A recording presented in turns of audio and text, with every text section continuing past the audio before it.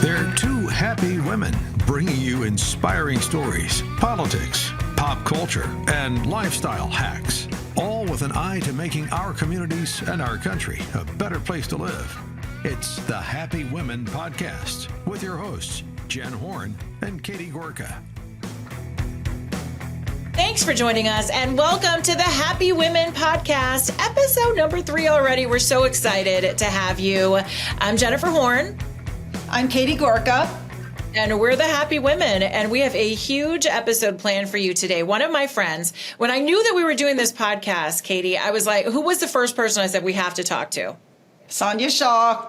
I did. I said, she is the epitome of what this podcast is about people who are trying to do the right things for the right reasons and keep the right attitude to make real change that impacts all of us. And so I'm really happy. If you have not heard of Sonja Shaw, she is the president of the Chino Valley Unified School District, but she's so much more than that. And she's become a real fighter in our state. And really, quite frankly, she is catching on across the country. If you're interested in learning more about Sonja, you find her at Sonja Shaw 2022 on X and Sonja Shaw 2026, a lot of years in there, on Instagram. Sonja Shaw, welcome to the Happy Women Podcast. Thank you for having me. You know how much I love you. Well, it's so funny because we met and just sort of connected because I can see that you've got like this amazing heart and you have such an incredible story. And so since we have some time today, I'd really like to tell it to people because we can spread out. So tell people about your history because I think it all leads up to how you got politically engaged. Yeah. So, I mean, if you just roll it back a little bit, I didn't grow up with involved parents, so to say. My dad is from another country. My mom died when I was really young. My dad was just trying to make ends meet, which meant that, me and my brother and sisters were just left to kind of survive, right? I call it survival mode. But with that said, I always wanted to grow up and just be a mom who was there and to provide everything that I didn't have and my siblings didn't have when we were younger. And with that said, I was always in the classroom volunteering, very hands-on, making sure that, I was there for not only my children, but other children, because I knew my kids were fortunate enough to have parents involved, but there's a lot of kids like myself, right? And like my siblings. With that said, when the world shut down, I feel like there was some silver lining. God revealed a lot of things. And that's why I kind of got involved. I did not know what a school board was. I was not an involved voter like I should have been. A lot of things I just did not know. I was just going on, me and my husband were just being a regular family, not really looking around what was happening. And then when that shutdown happened, a lot of things were revealed. Long story short, I saw firsthand what a school board was. I saw firsthand what the majority was voting on and for. And we knew something had to change. So I led a parent group, grassroots parent group here. We connected with other parent groups. And when the election came, I never intended to run because we were learning trustee areas and we were just trying to find 2 candidates. And we found one candidate. Long story short, I came home from a State of the City event, which I have one later on this afternoon. I didn't even know what that was. I got invited because somebody said, thank you for fighting for our kids. We want to invite you to an event. Met someone in the GOP for our central committee. She said, you guys need 2 candidates. You can't just have one because I told her we had one. I went home. I told all the moms and the one dad on a Zoom saying, pull out your addresses. And I told our mom, Kelly, pull out the maps. She learned how to read the maps. And we went through everybody's address. I said, one of you lives here. One of you is going to run. And we get down to the list, and the last person was me. And I was on the line, literally on the line. We thought I wasn't even there. And long story short, as parents ran. We not only won one seat, but we won both seats. Our majority of our school board does have the voice for the parents. And here we are. We're just doing the work that we need to for our kids. Obviously, we're up against some big giants, but I feel like the people have a chance to win this for our children if we just keep linking arms. So I'd love to ask a question. Going back to what first motivated you to get involved, can you just go a little bit deeper, say a little bit more about what you were seeing that you found so distressing? Yeah, so I have 2 girls, and one was in elementary, 5th grade, and the other one was in junior high, 7th grade. And just with the little bit of shutdown during that time, I saw my 7th grader never had a Zoom class, just paperwork was uploaded to a Google Classroom, and it was just busy work. Never once did, and I don't knock teachers because I love a lot of teachers, but there was not one video recording, nothing. It was like these kids were just left alone behind a screen. Where on the other side, I will have to say my 5th grader had a whole different experience. I mean, it went from her teacher fighting to keep on Zoom because they were trying to threaten to take out Zoom because, of people doing bad things on Zoom. But she had a good experience for what we had. But seeing both of their experiences got a lot of parents online. And then I saw online, not from my children, but from other children's classrooms all over California, including our own district, some very disturbing things that were being taught to kids. And I was like, this is not okay. And then you had I pulled my kids out, put them in a charter school that was in person while the whole world was shutting down schools. You had a few brave people lead the charge and keep kids in person, right? So I would drive 45 minutes in traffic, drop them off in Rancho Cucamonga, and drive 45 minutes and pick them up because I knew it wasn't healthy for my kids. But I knew that my kids were not the majority that had that opportunity. So it was hurting me seeing all the other stories. You had some really disturbing, I call it sexually explicit material or ideologies being brought into, the parents having a front row seat on things. And I'm not dissing our district because I know our district is a pretty good district with the majority of great teachers. But let's be real, there is the few of them that aren't. And that really got me thinking, like, this cannot happen. Then you see the whole world go back to vacationing, traveling, and then schools are still shut down here in California. And here's our joke of a governor patting himself on the back, right? And threatening school districts for pulling funding or whatever it may have been. And I'm like, everybody was pointing the finger. Nobody wanted to take responsibility. I mean, we did the most craziest things as in setting up booths, and I say us as parents, we would set booths up at local restaurants and say, fill out this tort claim. I don't know if you guys know what a tort claim is, but it's something that you can fill out if the government is hurt. You say that they're hurting you in certain ways. And I'm like, they're hurting kids, right? So we would have them parents fill out all these tort claims because kids were being hurt. And then we would, I remember one time me and a mom got in a car and, we're kind of far from San Bernardino County. And we went to the health department because the school district was blaming it on the health department. The health department was blaming it on the county. The county was blaming it on the state. And we were like, one of you has to take responsibility for the mental health crisis that you've all created now. And we got the county to pretty much say that they weren't responsible for keeping the schools and the masks on the kids. And I'm like, well, there you go, school district. The county's saying that they're not enforcing you guys to make sure that this is happening to kids. Mind you, my kids, besides the first few weeks of before we knew anything, did wear a mask, if we went out because we were required. But other than that, I found out real quick and I'm like, we're not going to follow this. But my heart hurt because as my kids were safe and they were thriving, I saw other kids suffering. And then I saw kids being put outside because they refused to wear a mask when the whole world was back to normal. And these kids were young as 5-year-olds being put outside in the rain, denied education. And to me, that's when I said, I get chills even thinking about the horror stories that parents would write to me and these beautiful children just looking at us like, save me, right? And I'm like, I can't sit back. Like, yes, my kids are good, but people need help and we need to be the voice and we need to fight the good fight. And we tried every which way. And eventually you saw, the state there's still lawsuits of what they did to the kids and the kids are still feeling the damage.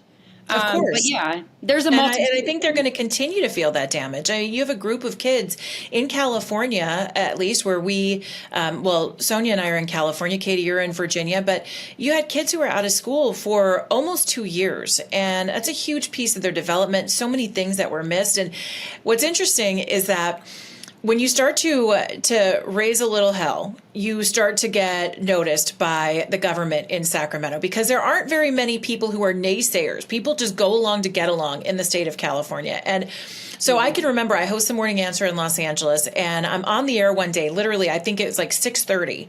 And we hear the story of this president of the Chino Valley Unified School District who has the superintendent of schools in her board meeting from Sacramento. He's down in her board meeting, and she shushes him and kicks him out of the meeting. And I thought, I need to know this girl. And I think that day we reached out to you, Sonja, and had you on the air like in the next half hour. Tell people about that. Because if you're outside of the state, you may not have seen it, but this is someone who is such a fighter that stands up against the head of all schools because he was being inappropriate. Absolutely. And there's history with Tony Thurman, our state superintendent. We reached out to him as parents. I mean, even for like the bus driver shortage and teacher shortage, we were always trying to come up with being part of the solution. We never just wanted to complain. And that's the way I led our group too, is like, we have to have solutions, guys. We're not going to just sit here and complain about something. We're going to find solutions and offer ourselves to be part of the solution, right? Because I'm a big believer of, if you're going to want something fixed, be part of it. And so there's a long history with Tony Thurman, and Tony Thurman obviously is connected to everything that we're against, including the unions. And long story short, he actually came down his throne to come walk with the people that we were running against, like the state superintendent walking against parents. Like when we were reaching out to you, asking you for help, and then here you are now telling us, no, and I don't even want you having a seat at the table. I'm going to make sure the person that you guys are running against gets elected.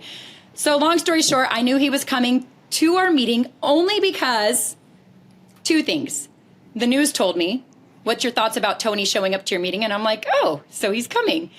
And number two, later in the day, of course, I care about the security of him and others. And we made sure he had a room that was secure and he had front row seating. He requested to go first to speak.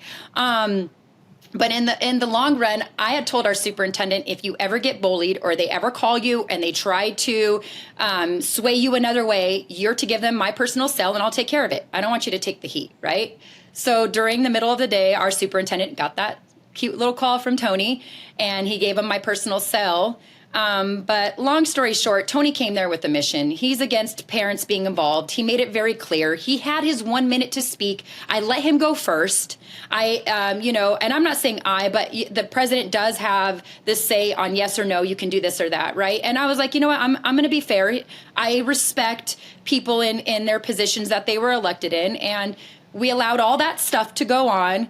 But then I did a point of order to say, thank you for coming, but I'm sorry. We're in this position because of people like you. You're over there in Sacramento, and I'll say it again, pushing perversion on children. And I believe that in my heart, and so do a lot of parents. And he didn't like that. So he tried to get up and call a point of order. He didn't ask for one, by the way. He tried to demand one, and I'm like, no, heck no. I go to Sacramento and testify on bills, and you guys do some crazy things to cut down our time and treat us, unfairly. You're not going to come here and dictate our meeting. This is our meeting. You're not the Board of Education here in Chino. You were not elected here in Chino. And I told him to have a seat, and he didn't want to have a seat. So, honestly, he probably had more mercy than most people because most people would have just been escorted out right away. But he refused. And guess where he went after? The classroom that our security gave to him so he can go lie to the media and try to spin all this stuff calling us extremists. And Jennifer, I still say this, extreme for what? Wanting parents involved? Like, let's really look at the root of the issues that I've been fighting on for taking sexually explicit material out of the hands of kids, for making sure classrooms aren't politically charged. I mean, I'm the big bad wolf, right? Like, it's so weird. It's so crazy to me, but I'm glad that they do these things because I really believe in my heart, normal day-to-day people like myself a few years ago are waking up and they're saying, what the heck is happening?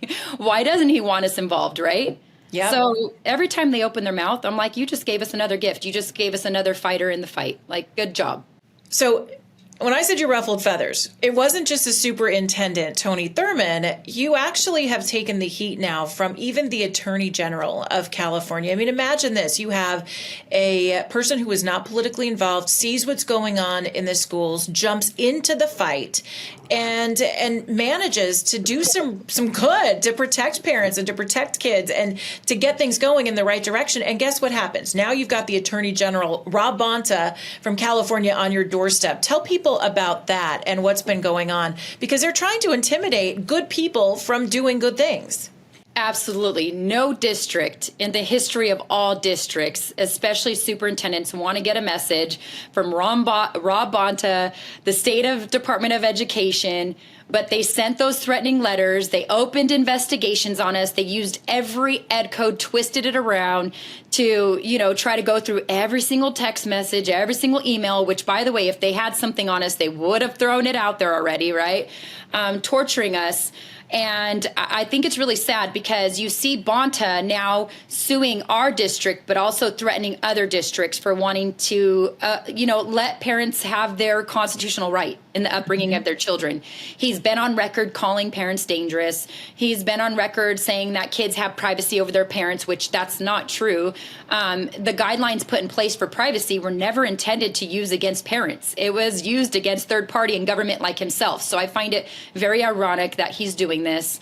And now, I think what's really sad is, and people need to realize, he's using our tax dollars against parents for being notified on something that their child is going through. And he thinks he has a right to tell parents, no, you have a right to know on this, but you don't have a right to know on this. And he's made it very clear that that is the hill he's going to die on. And I think we've made it very clear this is the hill we're going to die on. We've seen him last week try to spin some media and, again, do some grandstanding, which we're like, no, Bonta, we're not giving in. We never threw in the towel. We're just beating you at your own game, allowing parents to be involved. And that is their constitutional right. It doesn't stop there. They use everything possible to try to come after you, right? I've never seen him come on and say that he is condemning the threats on my family and my kids. What about my kids are students in public school, right? And that's a regular thing for you. Your kids get threatened. That's something to really point out. For your bravery, your kids and your family, you've got to keep an extra eye out. The last one was 3 weeks ago. It came in the mail. And they said something along the lines like, we know where you live. Obviously, they sent it to my home. We know where your kids are or something. You're not safe. Your kids are not safe. Get ready. Let's play a game or something along the lines of that. And I'm like, it's so disgusting, right? Because in the end, I know what they're doing. The states come after you. These people are coming after us. I don't know if you guys saw what Meta did to me. They labeled me and Nick Wilson, the only ones that they labeled as on social media. When people would search up our name, it would say that we were associated with child sex abuse. And how is that okay? Like, that is the craziest thing. And it made me sick to my stomach to think they don't have a limit on where they stop, right? And they know they can get away with it because us normal day-to-day people don't have access to all these big dollars and all this funding to fight the good fight. But I still think what they're doing is exposing themselves. But yeah, I wouldn't be surprised if they come busting through my door and pretending that, I did this or that or the other. I don't think they have a limit. And I say that, obviously, I'm not scared because I know what I'm fighting for and I know who I'm trying to protect. But I wish people would understand this is how bad they want control of our youth. This is how bad they don't want parents involved. This is how bad they want to push the ideology into the school system because they know the majority of kids go to public schools. And I just wish and hope and pray that more parents wake up. And if you can't take your kids out, you're involved. You are looking at their assignments. Because even in our district, I'm sitting there like, I cannot believe you're having to write on this. Let's turn it around and we're going to write about this, right? Mm-hmm. But I'm there to guide my kids and explain to them and make sure that their minds aren't, indoctrinated by this ideology that's being pushed. But in the end, I really think all these things, hopefully, prayfully, are waking up more parents to see that their children are in danger. I really believe they're in danger. Sonja, I'd love to ask you to go a little bit deeper. So you said something earlier that when you first got started in this, you all tried a lot of different things and it was a real learning experience. Go a little bit deeper into what are some of the things that you ultimately found to be most effective? Showing up, always showing up, never ever giving up, never ever letting them for 1 second think that you threw in the towel, being consistent, always trying to provide a solution, right? And I think if you are consistently showing up, even now, I'll say this out loud, our parents are comfortable. They think that, they got the majority in, we're good. But you see the vicious side that's coming and attacking us all the time, they want to wear you out. I would say stay involved, right? Like, find ways to tie up we tied up their system. We would do formal complaints. We knew that they had to process them. We legit had complaints. We knew the system was against us, but we used their time to make our point proven that you are hurting our kids, right? We're going to put it in writing. We're going to prove that you did this. And we did all those things. We showed up every meeting. We made sure parents had great talking points and great solutions. We made sure, we sent emails. We made sure that we were having events in the community just to inform people. Like, you have a big majority of our community that may not, speak English. So it's very important to get parents out in other languages to make sure that they're telling the kid what their kids are facing. And I'd love to know more about that specifically, because I'm in Fairfax County and we're facing all the same problems. We have a huge school district. I think we're 10th largest in the country, something like a $3.4 billion budget. And they're doing crazy things. And I think most people have no idea. And we also have a very large immigrant population. So 30% of the citizens in Fairfax County were not born here. And so one of the challenges, how do we reach them and let them know what's going on in the schools? So I'd love to know more about how you were able to inform other parents, like even get into the details, like how did you build these events and did people come? Did parents come? Yeah. Okay. So I think the election was kind of a blessing because it allowed us to do a lot of these things on a bigger scale and get the message across, because we had a solution for change. We have 2 candidates that are running to protect the kids. So what we did is we connected with parents. We have all kinds of different parents, from different religions, different languages. And I would host like a taco party next to my house at a park or something. And, we would say, or a potluck even. And then we would talk to these parents, and then the parents that, had dual languages, they would go out. And when we would go knocking and walking, we knew, getting the data from your ROV or whatever, that, okay, this area is this is more populated, with speaking Spanish, and this one is Mandarin. So we would make sure those parents that were able to speak that language would be able to go either with me or another parent in case, there was that barrier where we couldn't provide, the information in their native language. So we were very strategic when it came to making sure that each area had people to represent them in what we were trying to fight for. I have to say, just getting people together and actually, which I think is beautiful, when you give them, purpose to be able to be part of it, that's where you gain your people to really spread the message. Because if you're just going around and you're holding an event and it's just you talking, okay, whatever, it just gets redundant. And it's like, okay, we heard her, we know what she's saying. But if now you let people be part of that, because they are part of it, let's think about this. Their kids are part of what's happening. Even our homeschool moms, they played a huge part in helping us, because there's a reason why they pulled their kids out. And that reason needed to be told to the community. Like, look, I don't want to homeschool my kids, but I did because I knew I had to. And this is why, right? But we can kind of change this if we get these people in to give us a voice and stop this from coming in. Yeah. So when we knocked and walked, we had, I want to say, over 10,000 houses we were supposed to cover. We did it all, plus some. Like, we had parents. I would be walking and knocking 2 to 6 hours a day because I believed in our message. I believed in our purpose. And I knew we could not afford to send mailers every day like the people that we were running against. I knew we couldn't do Fox 11 news commercial on the local level, or Comcast commercials, or Spectrum commercials, because we didn't have that money, right? We weren't tied into Act Blue to get all this money and this crazy things coming in. But we had our ability to walk, knock, and spread the message. And that's where we beat them, because we would see paid knockers walking in the same neighborhoods we were. And we were like, they were mostly college students making what, 18 to 20 bucks an hour, easy money to go put a flyer on the door. Now you think about this. If a parent opens the door and they see a grandparent, an uncle, aunt, me, kids, even students wanted to walk with us, you would see us, or you would see a college student just wanting to give you a flyer, not knowing even what they're doing. Who do you think that people are going to open up more to? I mean, people want to hear personal things that are going on, right? And they relate to them. And that's where I think the crazy left will never, ever win us at our game. We just have to be smart enough and be willing to put in the work. If we're willing to put in the work, it'll work.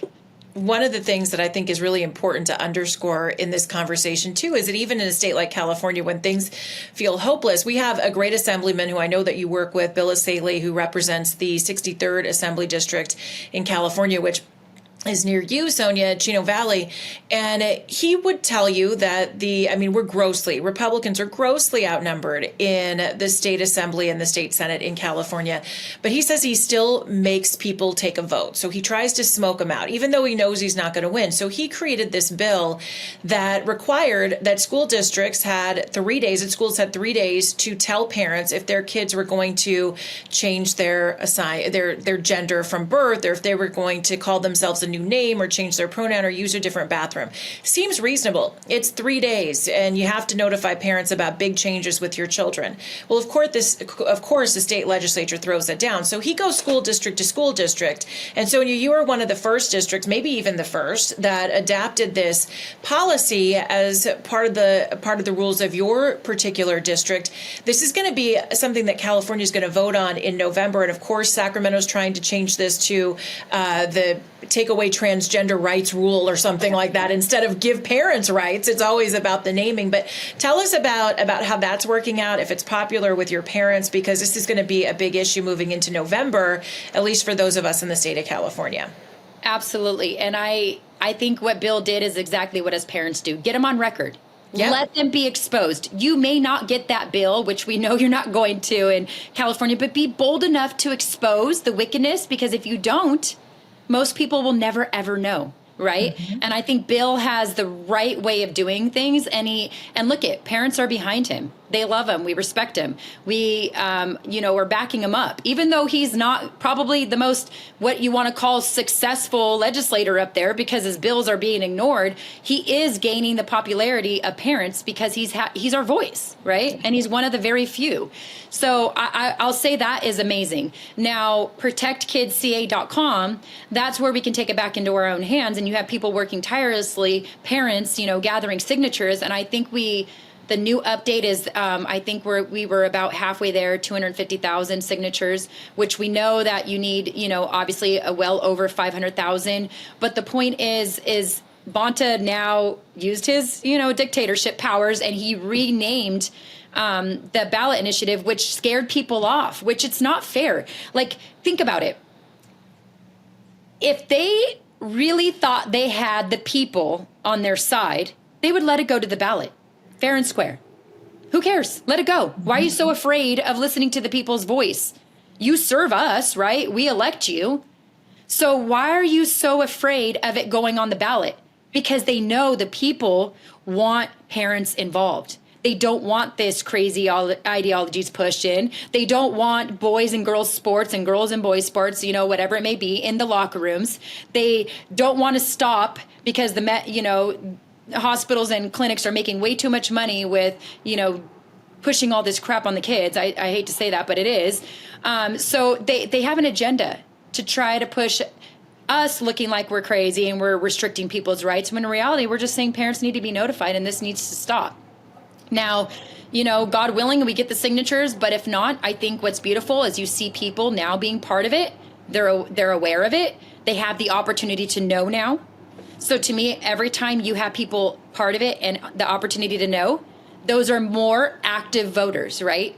I think that's where people that have values and don't want to break up the family, that's where we lose, because we are involved in our families and raising kids and doing the right thing and being productive, responsible adults. We don't always show up to the polls.